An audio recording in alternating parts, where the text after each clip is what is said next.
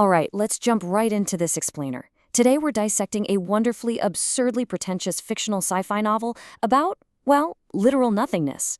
We're pulling together three brutally honest and honestly totally hilarious critiques from Claude, Gemini, and Grok on a manuscript called The Zaibatsu of Zero. What we've got here is a fascinating case study of a story about an entity that practically doesn't exist, investigated by a flawlessly perfect journalist, all wrapped up in a cyberpunk thriller that reads way more like a meditation retreat manual. It's the absolute anatomy of a beautiful disaster. So the first thing we absolutely have to establish right out of the gate is this number, 237,000. It took exactly 237,000 bytes of data to write a book completely dedicated to the concept of silence and emptiness. I mean, just think about the irony there for a second, right? The authors spend hundreds of pages, thousands of words, aggressively lecturing us on how true subtraction is a creative act. It's this massive exercise in addition via subtraction that completely misses its own point. And man, this perfectly captures the tone of the material we're looking at today. Grok completely nailed it here. As we walk you through the escalating absurdity of this incredibly flawed literary experiment, keep this in mind. We're dealing with a sort of intellectual edging session here. They took a genuinely fascinating concept and just slow-cooked it in this pretentious broth until it reached pure midwit transcendence. Section 1. The Business of Nothing. Corporate Identity for the Void. Okay, consider the Zero corporate profile. Claude points out the sheer absurdity of a highly profitable corporation, one that's supposedly comparable to mid-tier megacorps, whose entire business model relies on the fact that it literally cannot be a corporation. It has 0 employees, 0 assets, 0 supply chain. Maya, our main character, actually gets directions to their headquarters by, get this, releasing the assumption that the building should be visible. And she goes there 8 times, make it make sense. What's really fascinating here is Claude's sort of self-deprecating realization of what's actually happening on the page. The authors basically wrapped the ineffable, infinite silence of existence in embossed gold lettering. They called it the Zaibatsu of Zero. So they took the void, gave it this super slick, alliterative name, and packaged it up for modern consumer consumption. It's the ultimate paradox. Then Gemini comes in and just delivers this clinical, devastating rejection of the whole premise. Throughout the book, this mysterious, disembodied voice of Zero keeps insisting that they are a perfect sink that receives money and returns it to the nothing. Well, Gemini rightly calls this out. It treats this supposedly mystical entity as exactly what it sounds like, the ultimate corporate tax evasion scheme. It's so funny because when you finally strip away all the Zen riddles, what you're really left with is basically just an offshore bank account with absolutely killer branding. Section 2. Maya Chen, Vibe Journalist, the Flawed Perfect Protagonist.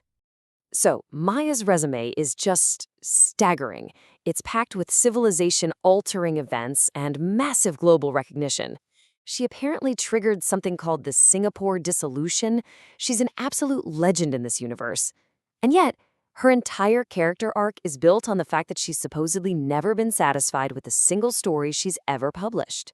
But you have to contrast those legendary achievements with her actual on-page process. When she's confronted with a literal paradigm-shifting digital anomaly, what does our elite investigative journalist actually do? Well, she doesn't check sources, she doesn't gather data. No, she closes her eyes, releases her assumptions, sits in empty rooms to feel the texture of the pause, and literally draws a map of absences. Gemini pointed out that this makes her less of a journalist and way more of a 43-year-old minimalist interior decorator. I mean, if a real-world journalist brought their editor a great architectural absence instead of hard facts, they'd be fired on the spot. Claude notes that instead of giving their hero an actual relatable human flaw, the authors gave her this kind of cosmic journalistic perfectionism. It reads like an absurd superpower. By page 40, she is already the smartest person in any room she walks into. By the end of the book, she is practically a bodhisattva with a byline. And it completely ruins the tension.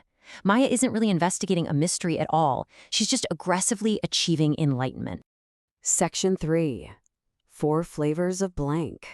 The Lore of the Void. Okay, so in this exhausting universe where literally every single character, from a shady Tokyo intelligence broker to a Berlin identity consultant, speaks exactly like a philosophy professor who just discovered ambient synth music, we get to chapter 11. Here, the mysterious voice of Zero introduces us to the taxonomy of nothingness. Yes, you heard that right. They categorized the void into 4 distinct kinds of nothing: originary, residual, relational, and productive. They took the most abstract concept possible and literally bureaucratized it. Grok brutally roasts this taxonomy with just perfect internet-savvy humor, pointing out that they basically rolled up D&D subclasses for Buddhism. And Gemini? Gemini likens this categorization to Starbucks cup sizes for existential dread. You know, short, tall, grande, and venti, but for the void. It's over-explained to the absolute point of comedy. And the world building completely peaks in this showdown between Zero and a rival company named Plenum. Plenum, we're told, installs presence, while Zero subtracts it. As Gemini hilariously points out, this epic conflict between rival tech companies reduces a massive cyberpunk thriller into a petty squabble over 2 different types of interior design. Zero wants a clear room, Plenum wants to buy a couch. The ultimate weapon in this sci-fi universe is basically an editorial copy-paste command. Section 4. The Economics of Erasure. Redefining the Void. In a completely absurd attempt to explain the finances of emptiness in a chapter literally called The Economics of Nothing Carefully Examined, the authors casually introduce these terrifying world-altering concepts to build out an extended zero universe. They mention financial zero and even wilder, political zero. This is supposedly an anonymous actor that retroactively erases history, making it so political events just never happened. That's the most powerful entity in the entire novel. And then they just lazily abandon the concept 4 pages later. Maya makes a little note about the complicated ethics, and the book moves right along, leaving this massive, gaping plot hole in its wake. To make matters even worse, the authors actually included an alphabetized glossary at the very end of the book. Grok rightly calls this the final boss of self-indulgence. They genuinely attempted to write terms and conditions for the void. Just look at this definition of the founder. It's someone who erased herself so completely to become residual nothing. Think about that. The authors formally defined nothing, put it in an appendix, and then alphabetized it. You literally cannot make this level of pretension up. Section 5. The Final Verdict. A Brilliant Failure. Now, despite the industrial-grade copium and the intensely pretentious delivery, our AI critics do admit that beneath all the exhausting micropauses and ambient vibes, the core metaphor actually kind of works. Grok perfectly captures the weirdly compelling tragedy of the narrative here. Even through all the roasting, there's a real acknowledgement that the idea of a corporation selling a genuine release from our modern, hyper-documented lives, it genuinely hits hard. It taps into a very real exhaustion that pretty much all of us feel today. However, the ultimate irony remains, and it's beautifully summarized here by Gemini. It takes a massive amount of words, data, and literal paper to lecture the reader on the creative act of true subtraction. Even Maya Chen, our fictional author, writes a little apology at the end of the book for her book being too much of a book. Which brings us to the end of our journey through the Zaibatsu of Zero. In following the book's own absurd moral logic about the accumulation of language and presence, we have to leave you with this final provocative thought. By watching this explainer, by analyzing these critiques together, and absorbing all this data, have we actually added to the world's ledger and committed a moral failure?